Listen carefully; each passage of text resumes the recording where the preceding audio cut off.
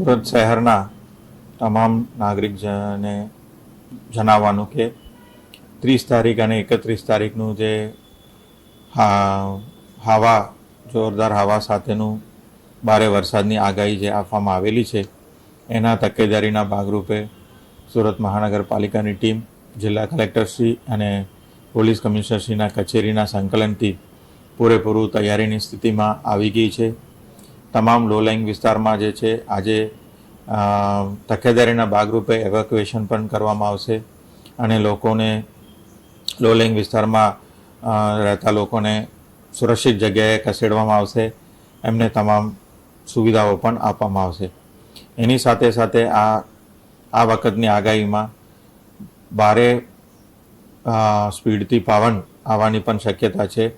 તો એના લીધે હોર્ડિંગ્સ અને જે સ્ટ્રક્ચર છે, શેડ છે, એવાને પણ તકેદારીના ભાગરૂપે કઢાવવા માટે ઝુંબેશ અત્યારે ચાલી રહ્યું છે.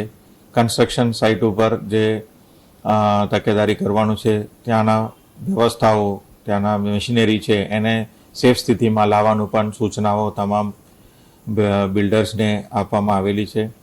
એ સિવાય હાઈ માસ્ટ જે લાઇટ્સ છે એને પણ લેવલ ડાઉન કરવા માટેનું પણ એલાયદી સૂચના આપવામાં આવેલી છે. SDRF અને NDRFની ટીમ્સ પણ તૈનાત છે અને આજે બપોર પછી તમામ જે ટીમ્સ છે એમને ફોરવર્ડ ડિપ્લોયમેન્ટ પોઝિશનમાં પણ પહોંચી જશે.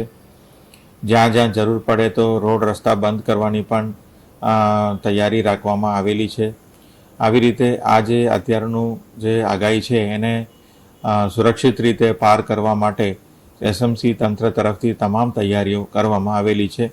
નાગરિકોને ખાસ વિનંતી છે કે તમારા ઘરમાં કોઈ પણ એવા અનસ્ટેબલ સ્ટ્રક્ચર હોય, શેડ હોય, પાતરા હોય, સોલારના પણ પેનલ લાગેલા હોય એને સુરક્ષિત સ્થિતિએ લાવવા માટે ખાસ તમામને અનુરોધ કરું છું. ઝાડ પડવાની પણ વધારે શક્યતા છે તો એવા ઝાડને પણ આપણે તકેદારીથી આપણે કાપી લઈશું અને વરસાદ દરમિયાન અન્ય સમયમાં પણ બહાર ઝાડની નીચે ઊભા રહેવા માટેનું પણ આપણે ટાળીએ અને હોર્ડિંગ્સની આજુબાજુ પણ જવાનું પણ આપણે ટાળીએ.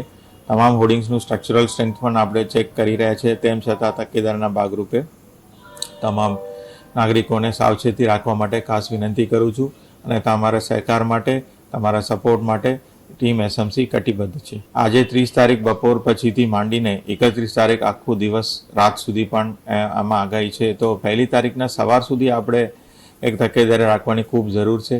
અત્યારે જે ડીપ ડિપ્રેશન જે આવી રહ્યું છે બે ઓફ બેંગાલ તરફથી એ હજી સુધી આપણે બાજુમાં નજીક પહોંચ્યું નથી. એનું વલણ કેવું છે, કઈ દિશામાં આગળ વધે છે એનું પણ દર કલાકે, દર અડધા કલાકે પણ અમે મોનિટરિંગ કરી રહ્યા છીએ અને હવામાન વિભાગ સાથે અને સ્ટેટ એમરજન્સી ઓપરેશન સેન્ટર સાથે સંકલનમાં કામગીરી ચાલુ છે.